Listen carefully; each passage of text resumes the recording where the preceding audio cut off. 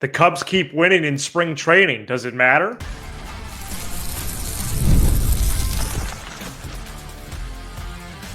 You are Locked On Cubs, your daily Chicago Cubs podcast, part of the Locked On Podcast Network, your team every day.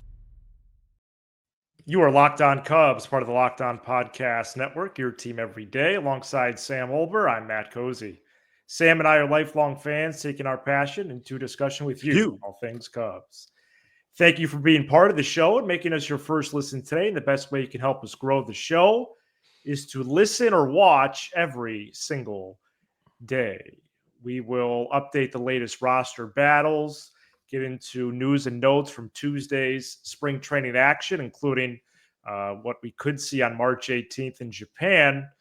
And we're going to start with spring training results, as the Cubs, now 9-2-3, have the best record in spring training. And we're going to discuss if these results matter or not, because even though the quick reaction is typically that the results are meaningless, which I think entering the spring I would have sided with that end of things, there might actually be some clues to how teams will do in the regular season. Sam, first thoughts on the Cubs' current record in spring and how it just could be a reason for optimism. You know, just that it would be a part of the list.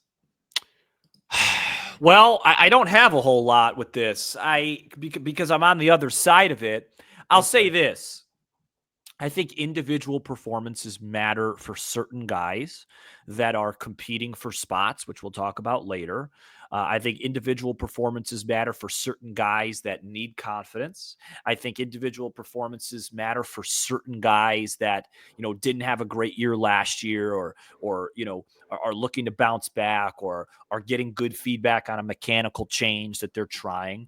But I can't subscribe to the theory. Like a lot of the Cubs wins, Tuesday excluded, a lot of them have been where they've been down early and guys that have no chance to make the team, are doing a great job late, and that's how they win. And it's like that doesn't add up to me on how it correlates to winning in the regular season. Now, Tuesday's game is a little bit of an exception because your opening day starter went out there and looked really sharp.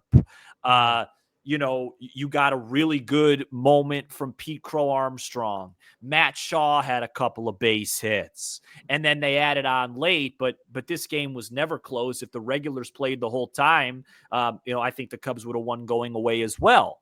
So every game's a little bit different. But I just, I've been really positive lately. Yesterday, I thought it was a really big step in the right direction for me to have 3 bold predictions that were all positive. But I can't come out here and actually pretend that I think these wins matter one way or another for the regular season. Like I said, the individual stuff, sure. But the actual record in spring, I'm interested to hear your factoids because, I know in 2016 they didn't have a very good spring, and that year turned out well. So I just it doesn't mean a whole lot to me record-wise. I'm sorry. Well, before I maybe try to convince you otherwise, one of my biggest takeaways. Locked On shirt, by the way. Yeah, thank you. One of my biggest takeaways from the spring, and this is something that I'd like to explore further next week, as next week is our last full week of shows without a real game. Crazy to think about. But one thing that I would want to dig more into, Sam, that I think could indicate why they're doing so well in spring is 2 things. Cubs, we keep hearing about organizational health. And depth, I think they really do have that because from single A to the majors, they've played well in all these spring games, right? When they do the 100%. Shift change in the 5th or 6th inning, okay, we see that. Yep. And then the other thing is, could this be the best, given the depth and the talent and other factors, this might be the best major league roster in years for the Cubs. Maybe since 2021, maybe even longer than that. So that's something I want to explore next week. That's a multiple day tease right there. Do you mean 1-25 or 1-40? Either one. Okay. Either one. I would say if you want to keep it to the 25-26, that's fine. Okay. But I think I'm listening here. 40 would give us a little more elbow room to that argument. Mm-hmm. I'm going to go over top spring training records of the last 10 years and how those teams did over the 162 real baseball games. All right. Hit me. The only twist to this is I'm only going to cite years in which there was a full spring training. So of the last 10, unfortunately, there's only been 7 full springs because 20, 21, 22 were all interrupted or shortened.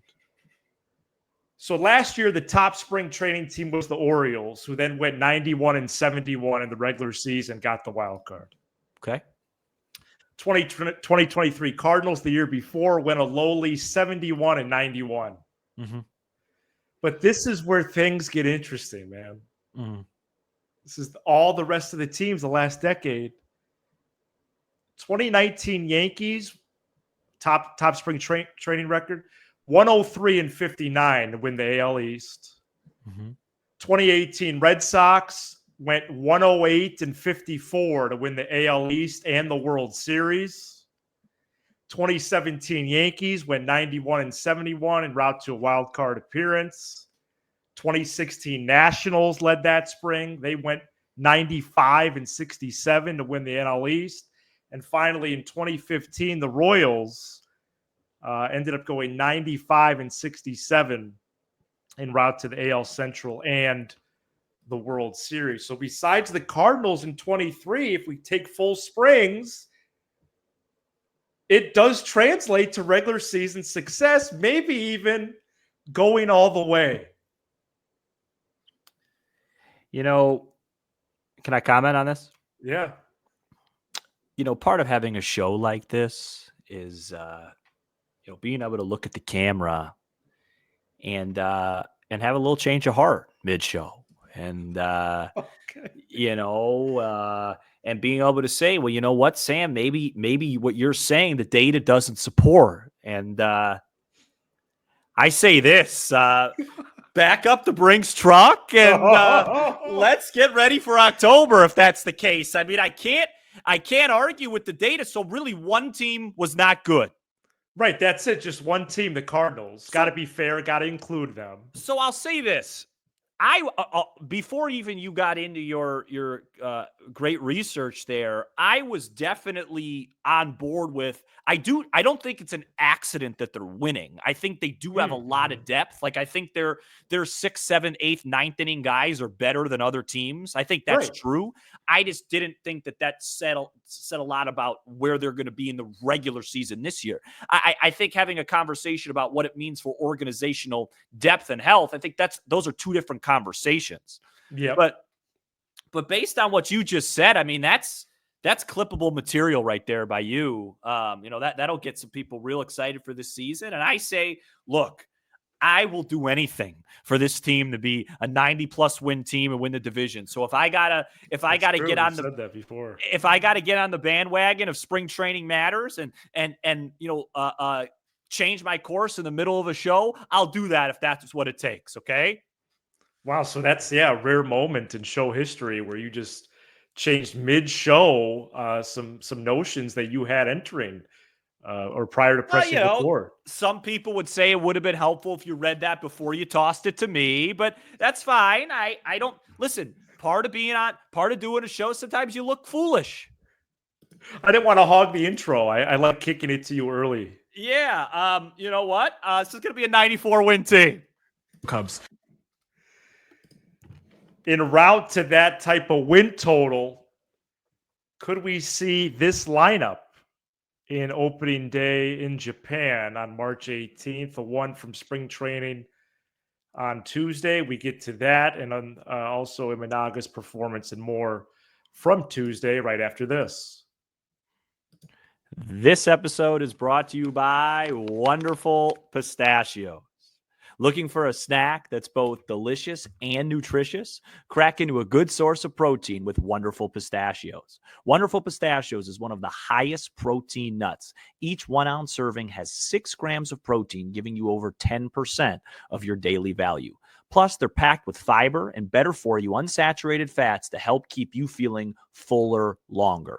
Personally, I love the no shells variety. It's the perfect grab and go snack for busy days.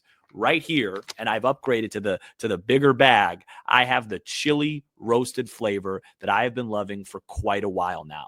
I'm a grazer throughout the day, guys. I don't have time for a full meal in the middle of work. So if I'm in between meetings or equipment runs, these little green wonders pack the protein punch I need to get me through the day. And I can't recommend the chili roasted kind enough. It is absolutely packed with flavor. So get snacking and get cracking with a snack that packs a protein punch. Visit wonderfulpistachios.com to learn more.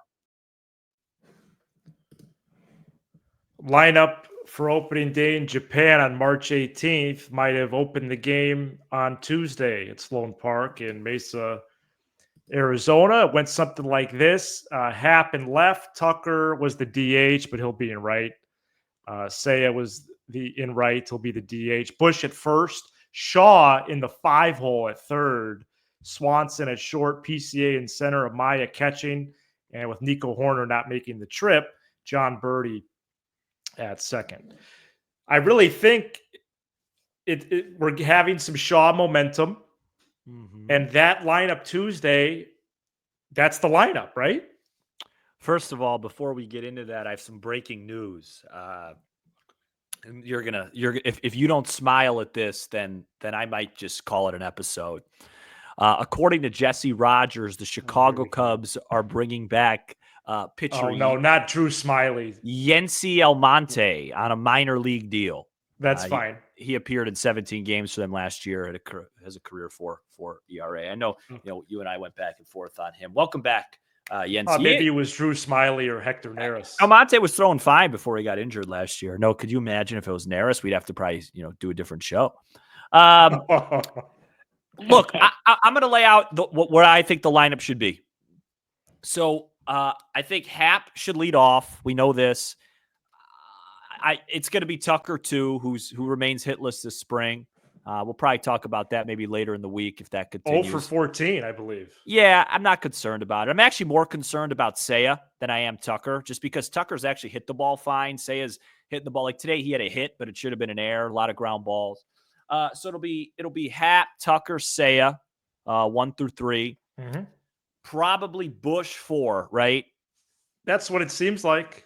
So the 5 through 9 is what's really interesting. I don't think they're going to hit Shaw 5th opening day. I would love it if they did. I think that'd be awesome, but I don't think they're going to.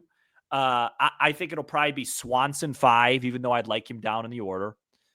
I'm right there. PCA 6. If Swanson's 5, I'd like to see PCA 6. Yeah, and then maybe Shaw, Birdie. And then Amaya, if I would have my druthers, if I'm being picky, I don't want Shaw hitting behind PCA because Shaw's a really aggressive hitter, and I want PCA to have time on the base paths to do his thing a little bit. So maybe Birdie slides up. In an ideal world, let's take Birdie out of the equation because this is a 2-game stretch. I'd like to see if it's Dansby 5, go PCA 6, Nico 7. Nice, that'd be great. I'd like that. Yes, yeah. And then you could do your Shaw. I mean, Amaya's going to bat 9th most likely. Maybe Birdie hits 9th the first 2 games. By the way, I like John Birdie. He just puts together good ABs. He's fast. He can play multiple positions. Like this guy's a good baseball player. He's going to help this team. I'm very comfortable with him slotting in there opening day for Nico. But yeah, I think it's something like that. Now, when Shaw gets rolling, I think he's better off hitting 5th than Swanson.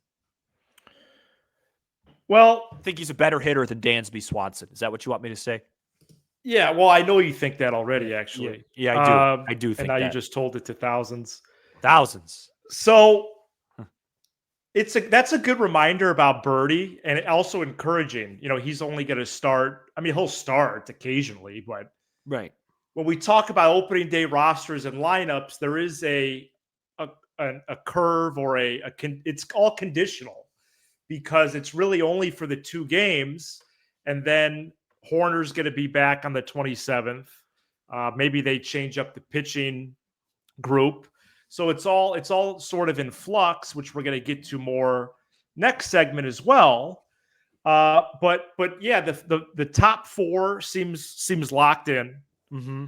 and Swanson is likely going to hit 5th, but Council, given the opportunity, especially if Shaw's going to make this trip, does fortune not favor the bold? Just put him 5th. Yeah, I love that. No, Just you're put right. him 5th. You don't got to. Again, you don't have to do a respect your elders thing. Oh, Swanson 5th. No, this isn't high school ball. No, they get paid. Swanson has 177 million reasons to hit anywhere in the lineup. Right. I would love this year, and I know it's not going to happen, but I would love this. And also, what about PCA behind Shaw? Swanson 7th. Yeah, fine with that. I love the idea. First of all, I think on a good team, Dansby Swanson hits 7th or 8th. I love the idea of just using PCA as such a weapon this year and being real strategic, real shrewd with where he hits in the order and who hits behind him, because I just think he's such a weapon. I mean, it was on display again Tuesday afternoon. And I would just love, like, John Birdie is such a perfect guy to hit behind a base stealer because Birdie takes pitches. He doesn't swing and miss a whole lot. He already has drawn a bunch of full counts. He's a guy comfortable hitting 0-1, 0-2. He's a great guy to put on a hit and run with. I'd love to see those guys go first to third. My favorite play in baseball that happens regularly is the first to third. It's just the best play. With 1 out or no outs, you go first to third. All of a sudden, man on first, 1 out. It's like, oh, now we got an inning going here. And I really want to see the Cubs be better with that. Like, I know bunting is just not allowed anymore, and people are anti-small ball, but I really think when you have a player like PCA and guys like Quentin Berry that are there to help the base running, I want to see that become a real strength for the Cubs this year. Base running, stealing bases, reading plays. Like, I even saw Seiya, who's probably has some of the lesser instincts on the base pass for the Cubs. He had a really good read on a ball last weekend. Like, I want to be better. Like, that 2016 team, as much as we talk about their pitching and their hitting, what really put them over the edge was their defense and their base running. Like, Chris Bryant, I'm not talking about pure speed. I'm talking about instincts. Mm-hmm.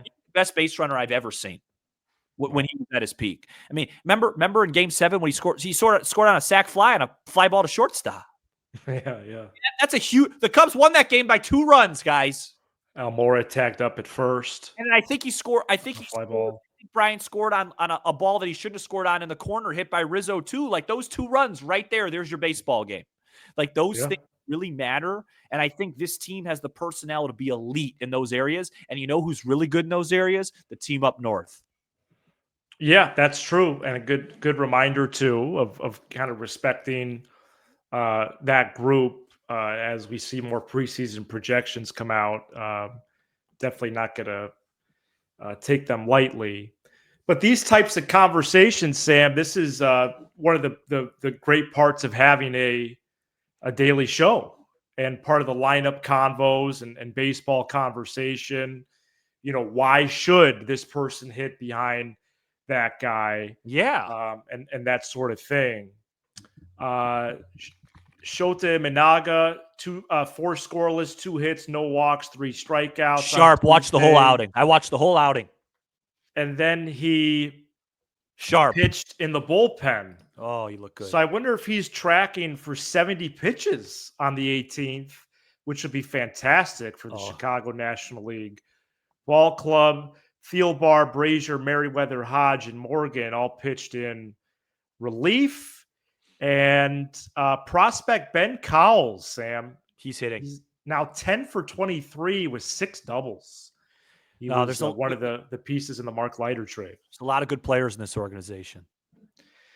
And I'm getting an update in my ear that we have a spring training correspondent that is sending in a report from today's game.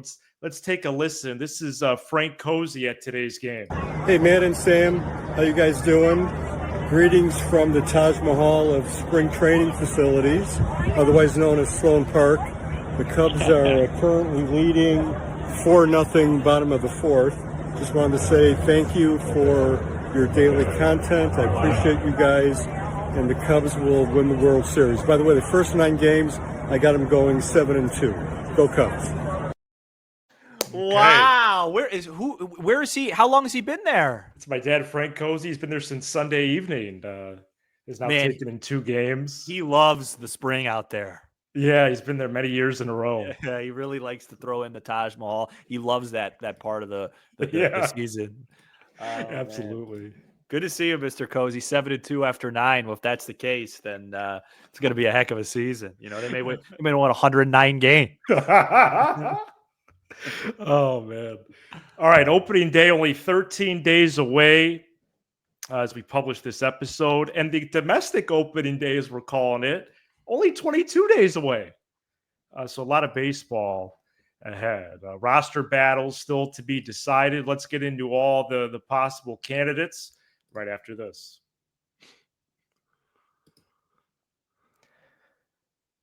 All right, roster battle updates here, either for March 18th or March 27th. Nico Horner and Matt Shaw are both likely to play on the 27th.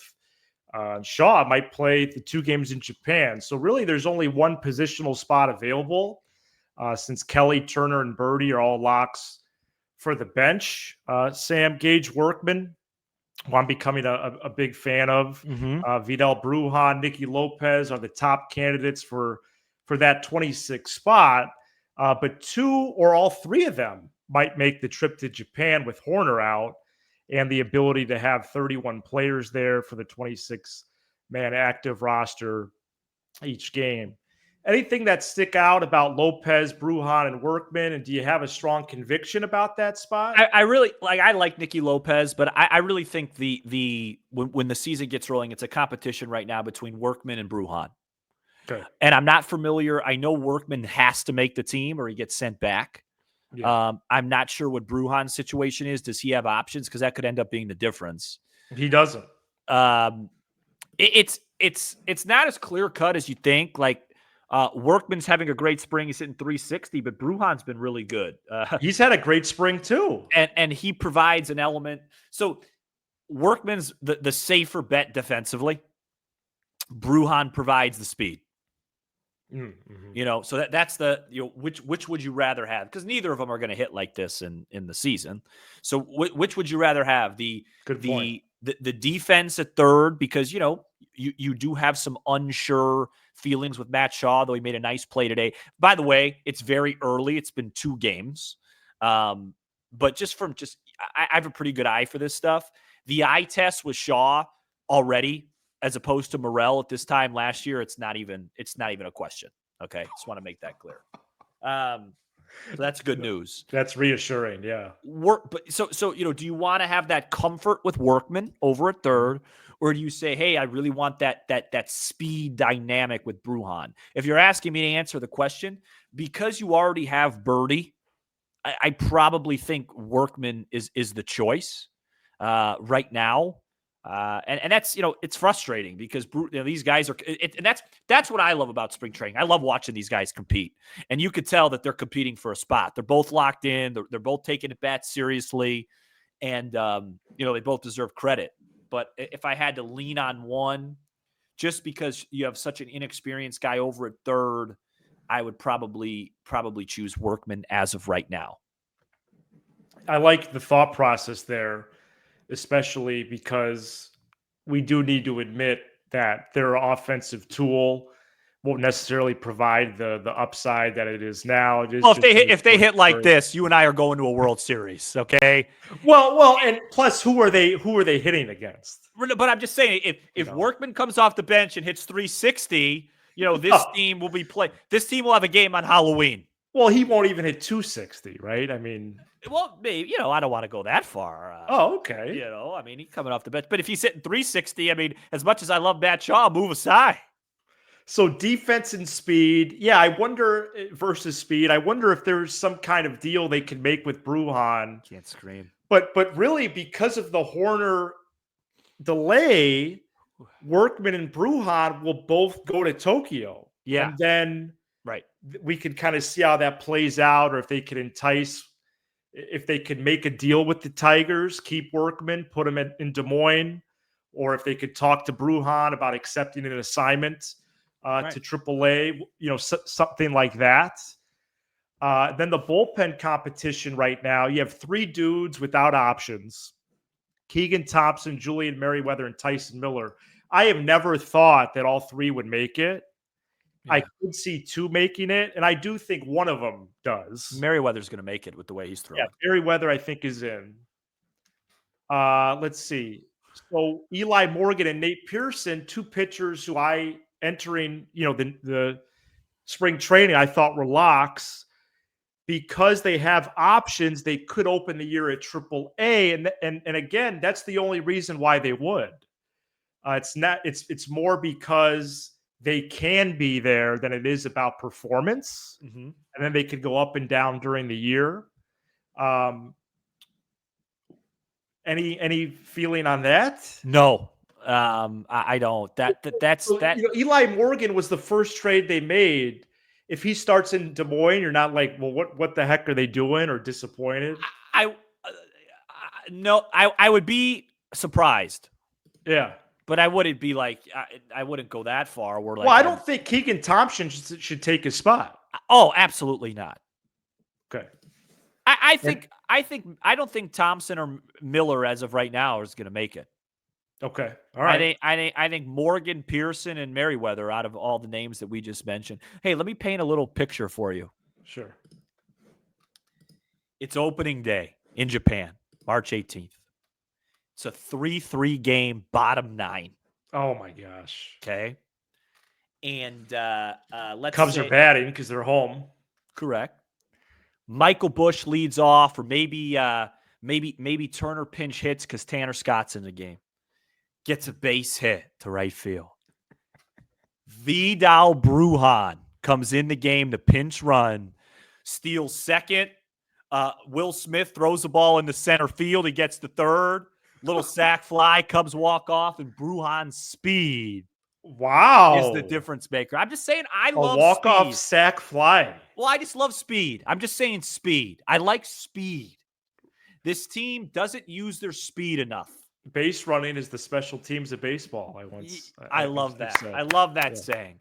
I like having that. Remember when the Cubs had that guy Gore off the bench in 2018? Terrence Gore, yeah. Terrence Gore. I mean, that guy in a big game, you get a leadoff walk. It's a triple. Yeah, it's a cheat code. It's a cheat code, and it's important. Colin Ray will be somewhere. Where? Don't know. He's not going to win the 5th starter spot. I hope not. Ben Brown and Jordan Wicks are in this mix. They might be the 1-2 in the AAA rotation. Remember, Javier Assad and Luke Little are likely going to open the year on the IL, but not for long. I think they'll shortly thereafter join the iCubs. In Brad Keller, is he still in range for that 5th? Yeah, and then I had 3 really outside shots at roster spots as non-roster pitchers. Brad Keller, who struggled the other day, but we'll see how he does his next time out. Yeah, I watched it. It wasn't as bad as the line suggested. Oh, okay. Plus, he's still touching 97. I watched it. My face was half numb, but I watched it. Yeah. A couple other plus pitches he's been showcasing. Brandon Hughes and Trevor Richards have been all zeros. A lot of guys, but they, it would be very, very unlikely that they made it.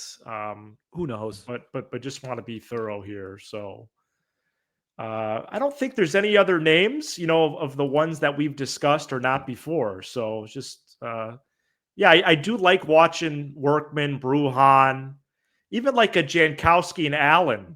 You could tell they're taking it seriously. I like Cowles. Cowles has been great. He's a guy that could come up later in the year. Coming up on Thursday, Marquis and Sinclair are headed for some sort of dispute. We're going to clarify that, as well as share the news that Marquis is likely to get bumped to the next level of the Xfinity sports package. Or really, I think it's just one of their packages overall. Premium, yeah. And if you're this far into the episode, you're very likely an everydayer. And so I do have a big announcement Huge. on Thursday as well. All right, Sam, anything else? It's a huge announcement. It is. It is. For Sam Olber, I'm Matt Cozy, and you are now Locked On Cubs. The Cubs will win the World Series.